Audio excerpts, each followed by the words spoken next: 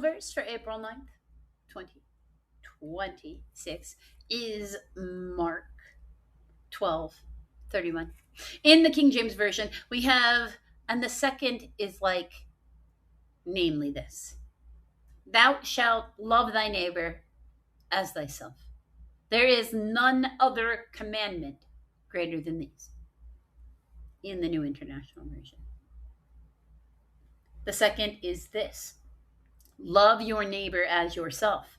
There is no greater commandment than these. Now, we haven't done, too much from Mark chapter 12, but we have done the verse right before this, where it talks about how love the Lord your God with all, there is only one God, and love the Lord your God with all your heart, with all your mind, with all your body, and with all your soul.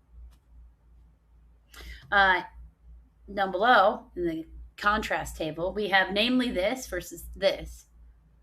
Thou shalt love thy neighbor, love your neighbor as thyself, as yourself.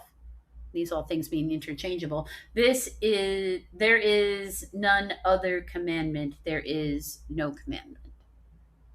And that is true. The fulfillment of the Torah law according to our Messiah. So if you're a Christian, it means, oh, I gotta celebrate Passover or eat unleavened bread. No, you don't have to eat kosher. No, you don't need to fulfill any of the things. It's not that it's destroyed. It's that Jesus explains, if you're going about in the world not hurting anybody else, like it's not your intention, you mess up, you apologize, you forgive people when they're cruel to you, you're not trying to be cruel to them, you're just on average being a good person. And you're not worshiping any pantheons. You have no cults, nothing's an idol. Then you fulfill the Torah. Especially if you go to church on every Sunday. Like, you keep the Sabbath. You love the Lord your God. If you're like me and you really love the Lord your God, where you're devout, I'm not necessarily religious as much as I'm devout, you celebrate God every day. So if you're celebrating God every day, basically every day is church. Love the Lord your God with all your heart, all your mind, all your soul, all your body, because in my opinion, your body is your soul. And it's not that, because when your body dies, there's energy within it, because it's self-containing energy generator, your body.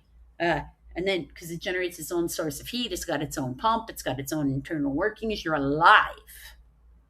There's not an outside controller happening there. You're not plugged in. Your version is to eat fuel and to go to sleep. Right? You're not a machine. You're alive. But when you die, your body, as it decomposes, releases electrons. They literally don't stay in the inside of your body. So if you're concerning yourself with what God wants you to do, and you're running around the world not hurting other people, congratulations. You fulfilled the Torah. That was the function of the Torah.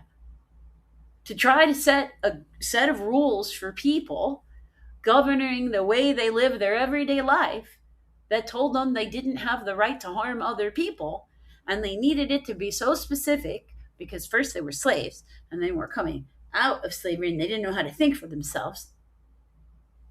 Gaslighting, narcissistic trauma response, anyone? Like, it's not like we're unfamiliar. We tell ourselves we are. So how about instead of that, we believe our Messiah. And we understand the Old Testament is in the Bible, as is specifically listed in the Gospel of John, to tell us that they're explaining why Jesus is the Messiah. He said, don't be a jerk to people. If you're finding that hard to believe, then the problem is internal to your own heart. Get you to a therapist and talk to each other with respect. If you find that difficult, it really isn't the world. And Jesus really does say, self-control. Go get some.